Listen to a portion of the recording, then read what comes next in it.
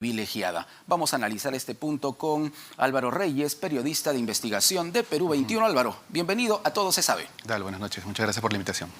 ¿Qué te genera conocer que todavía tenemos en puestos importantes, ¿no? A este tipo de personajes denunciados, cuestionados, que estuvieron muy cercanos al aparente entorno corrupto del expresidente Pedro Castillo? A mí me parece muy entendible la preocupación que ha expresado la fiscal, la coordinadora del equipo especial, Marita Barreto, porque ella ha sufrido justamente este tipo de trabas desde el gobierno de Pedro Castillo, ¿no? Gente que le impedía las investigaciones, ¿no? Justamente poniendo obstáculos al equipo de la policía, ¿no? que está apoyándolos, como hace un momento explicabas, ¿no? Entonces, el reclamo que ella hace me parece totalmente entendible, como le digo. Sin embargo, creo que también han habido ya algunas reacciones de parte del gobierno, ¿no? Ella creo que ha hecho bien al momento de salir en el caso de públicamente. Sánchez Lira, por ejemplo. Exactamente, claro. ¿No? Pero también habían, además de, por ejemplo, mencionaste al mayor Medina, que, bueno, según el ministro Rojas, el ministro del Interior, él indefectiblemente va a salir, ¿no? Va a ser retirado, pero había otros tres oficiales también que están integrando el equipo especial y que estaban considerados para justamente salir, ¿no? Y precisamente por la presión de Marita Barreto, ¿no? Al momento de salir, es que ellos van a regresar a sus puestos. Lo advirtió Marita Barreto, ¿no? Al comentar el caso de David Medina señaló que no se trataba solo de él, que habían otros tres oficiales que pertenecían a este grupo de trabajo especializado, sin lugar a dudas, y que ya iban a ser, trasladados a otra área de la Policía Nacional. Ahora, hubo una reacción. Sí. También hay que poner algo en contexto, ¿no? ¿Por qué también la reacción de Marita Barreto? Y es que hay que recordar que, por ejemplo, este equipo de policías fue conformado a propuesta de Marita Barreto, ¿no? Ella exactamente es quien pide al coronel Harvey Colchado, en ese momento el ministro del Interior, que era Mariano González, y le dice: yo necesito a Harvey Colchado como cabeza del grupo de policías que me tienen que apoyar en las investigaciones.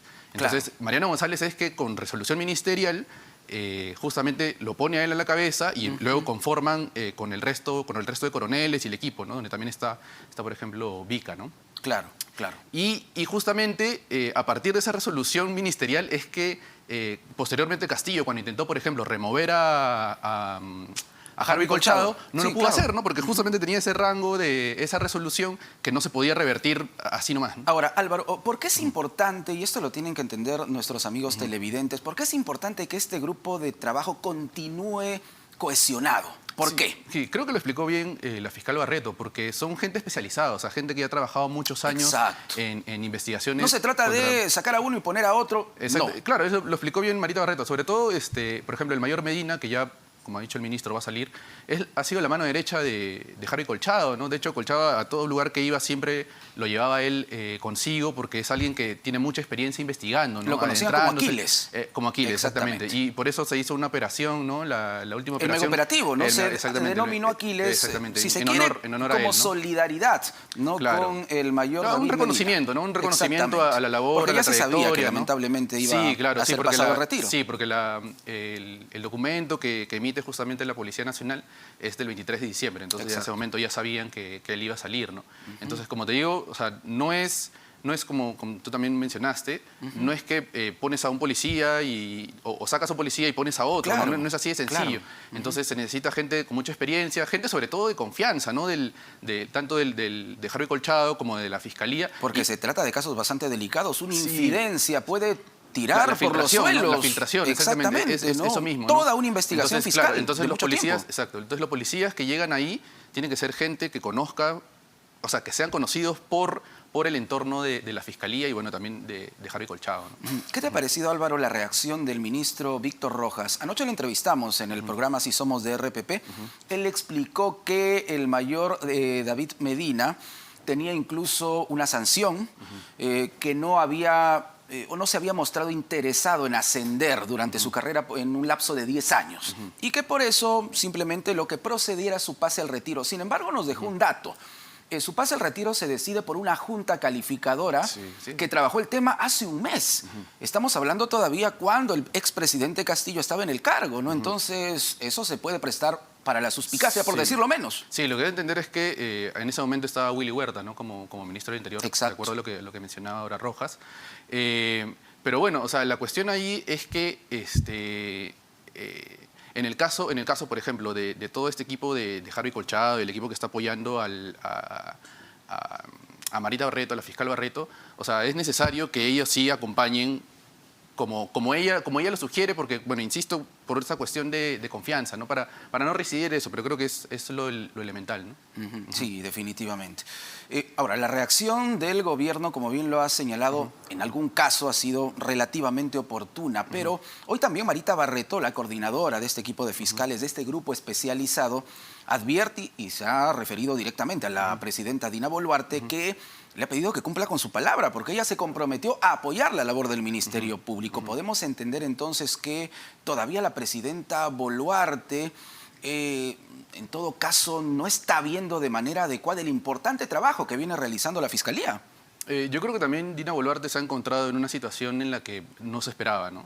Y también ella es alguien novata en la política, no más allá que ha intentado postular a otros cargos públicos desde el 2018, ¿no? La cuestión es que ella necesita confiar también en gente que está en los distintos ministerios, y quizá haya sido sorprendida también con estas decisiones, y por el desconocimiento que debe tener, porque no es experta en esta materia, imagino que también está confiando finalmente en personajes que tienen o que toman decisiones técnicas, como en este caso el ministro del Interior. No quiero entenderlo de esa manera, para no caer de repente en que ella puede ser cómplice de toda esta maniobra, ¿no?, que se está viendo. Bueno, hay que estar atentos entonces a las próximas claro. decisiones de la misma presidenta Dina Boluarte. Hablemos ahora, Álvaro, de una investigación que ha venido realizando también Perú 21 con relación al abogado del expresidente Pedro Castillo, porque hoy precisamente el Poder Judicial ha ratificado la prisión preventiva de 18 meses en contra del exmandatario. Llama la atención los antecedentes de su defensor legal, y eso se lo contamos a nuestros amigos de RPP, porque el doctor Wilfredo Robles no solo tiene antecedentes por haber estado preso por un delito tan grave como terrorismo desde el 92 hasta el 2004, sino que también ha firmado los planillones para que el Movadef se convierta en un partido político. ¿Qué más sabemos de este abogado, Álvaro? Bueno, o sea, lo nuevo es lo que él mismo ha declarado el día de hoy, ¿no? Que él sí ha confirmado que estuvo preso justamente este periodo que has mencionado, ¿no? O sea, confirmando la información que hemos publicado en Perú 21. Él no ha sabido explicar por qué es que después de eso firmó los planillones del Movadef, ¿no?, que como sabemos es el brazo político de Sendero Luminoso. Entonces, en teoría eso es lo nuevo, ¿no?, porque es la reacción que él ha tenido. No ha querido aclarar absolutamente nada, ¿no? Pero en todo caso lo que sí ha quedado, me parece, establecido, porque nosotros hemos presentado los documentos, es que realmente él era el camarada Aldo, ¿no? Como en un momento se lo conocía a él, ¿no?, de acuerdo a los partes policiales de la DIRCOTE que nosotros hemos difundido, ¿no? Entonces había información que él no ha podido negar, información muy clara, me parece, ¿no?, documentos muy evidentes. Entonces creo que por ese lado a él no le queda otra que más bien aceptar o corroborar, o en todo caso no explayarse más, ¿no?, como lo hizo el día de hoy en una radio local, ¿no? Para que nos quede claro entonces, el abogado defensor del expresidente Castillo estuvo preso por terrorismo y era conocido como el camarada Aldo. Tenemos entendido también, Álvaro, y tú lo vas a confirmar, que él cae por la versión de alguien cercano, un detenido que señala que, bueno, el camarada Aldo, el hoy defensor del expresidente Castillo, le entregó nada más ni nada menos que explosivos. ¿Es así? Sí. Bueno, es lo que dice el parte policial. Él cae el 23 de julio de 1992.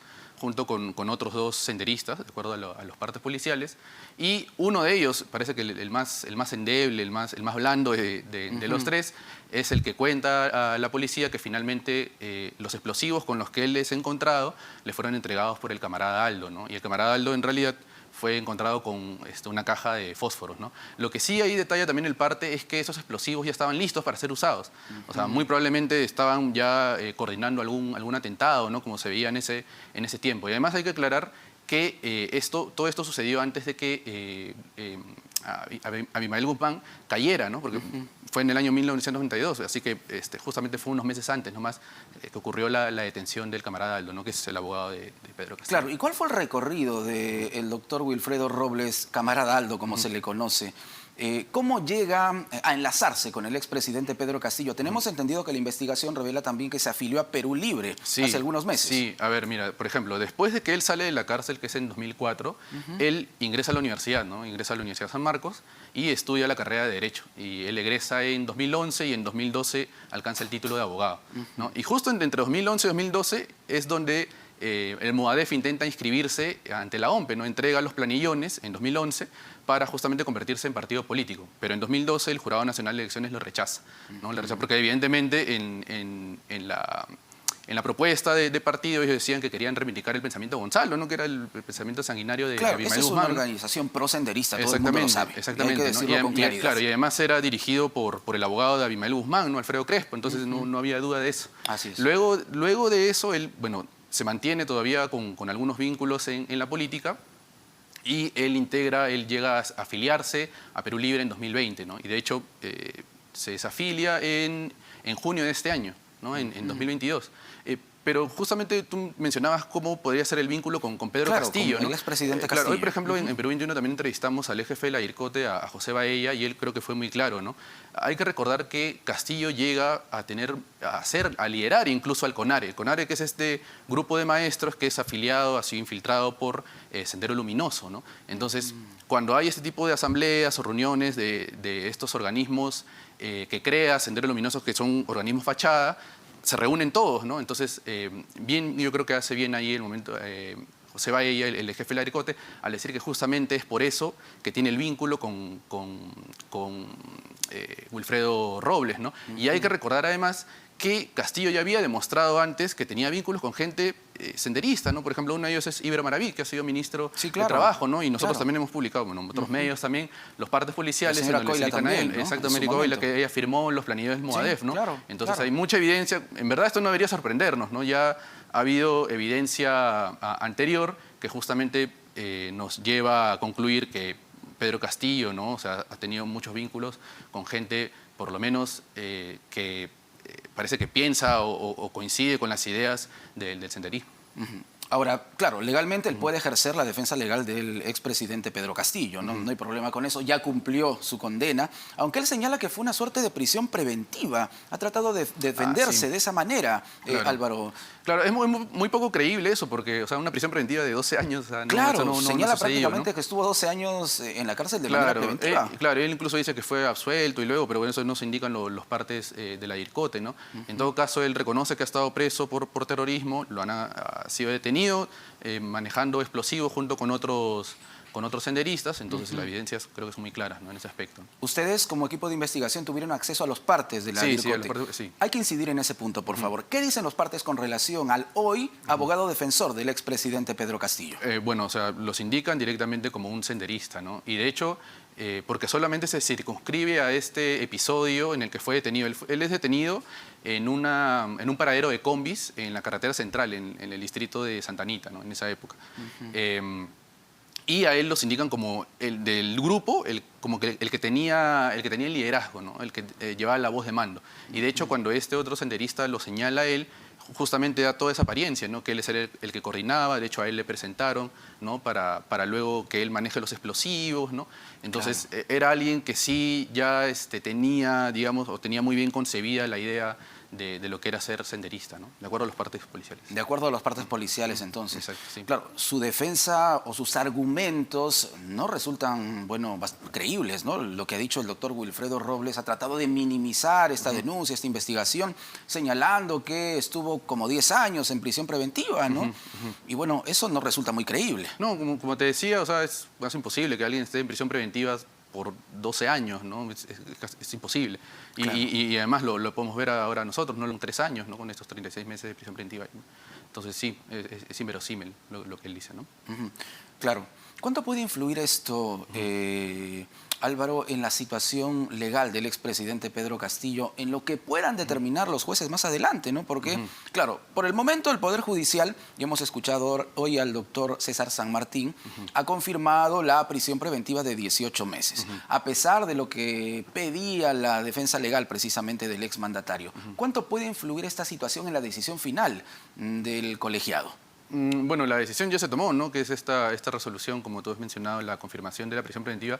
Pero a mí sí hay algo novedoso en esa resolución, ¿no? Sí. Y es justamente en el aval que ya da la Corte Suprema respecto al procedimiento que se siguió en el Congreso, que era la gran incógnita, ¿no? Para justamente levantarle el fuero político a Pedro Castillo. Habían algunos penalistas que señalaban que no se había seguido el procedimiento regular, porque la denuncia tenía que, y de hecho de eso también se acoge la defensa del abogado de Pedro Castillo, que se debía presentar primero una denuncia constitucional, que la debía evaluar la subcomisión y luego debía aprobarse para luego pasar a la comisión permanente y luego esto sea aprobado en el Pleno. En el Pleno, claro. Entonces, y esto mínimamente demoraba 2 semanas, ¿no? Pero lo que ha dicho la sala de César San Martín es que Castillo ha sido detenido en un caso de flagrancia, ¿no? O sea, ante la comisión de un delito evidente. Entonces, lo que ha interpretado es que ese procedimiento de ir a la subcomisión y luego a la comisión permanente se da solamente cuando tú tienes que recabar información para corroborar o darte una idea si hubo la comisión del delito. Pero acá, como se ha cometido el delito, entonces la sala concluye, ya no es necesario ese proceso, entonces está bien que se haya optado por esta manera, porque es algo sin precedentes, ¿no? Nunca un presidente había sido detenido en flagrancia y sobre todo procesado de esta manera, ¿no? ¿Esto puede servir para acelerar entonces este proceso, Álvaro? Sí, de hecho, como es un proceso de flagrancia y eso sucede en los delitos comunes, estos no deben durar más de 1 año, ¿no? Para tener una sentencia, y de hecho por eso con Castillo, en este caso del golpe de Estado, es que debería terminar ya el próximo año, de repente a mitad de año debería haber alguna sentencia, ¿no? Si es que, bueno, Claro. si es Castillo o su defensa interpone recursos que pueden de repente demorar un poco más la parte resolutiva, ¿no? Pero Porque por ese lado muchos se viene. esperan, dicen, bueno, 18 meses de prisión preventiva, sabemos que es un plazo para la investigación, pero no necesariamente una investigación Claro. dura estos 18 meses. Exacto, sí. Es el plazo que ha dado el Poder Judicial, pero entiendo que la Fiscalía quiere terminar antes, ¿no? Otra cosa que sí me parece interesante mencionar de esa resolución de hoy es que la Sala también dice que, por ejemplo, esto no hubiera tenido o no se hubiera seguido con el conducto regular sin el pronunciamiento del Congreso. O sea, más allá de que el Congreso de repente aprobó levantar el fuero solamente con votación en el Pleno y no con los procedimientos que antes he mencionado, Claro. era necesario porque la Constitución lo dice así, que el Parlamento tenía que pronunciarse y eso ha sucedido, ¿no? Entonces, esto ya a nivel de Corte Suprema fija un precedente y que en adelante cualquier otro alto funcionario, de repente no un presidente, Claro.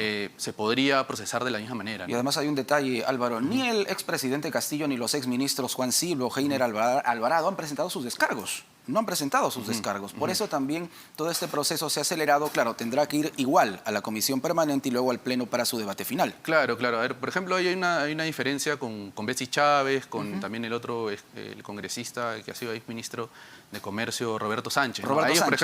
Ellos, por ejemplo, sí se ha presentado la denuncia ante la subcomisión y con ellos sí va a tener que seguirse ese Muy bien. proceso que por lo menos mínimamente debe durar 2 semanas, ¿no? Perfecto, Álvaro. Muchísimas gracias por tu aporte. Gracias por estar con A ti. nosotros No, aquí en muchas Todo gracias Se a ti. Sabe.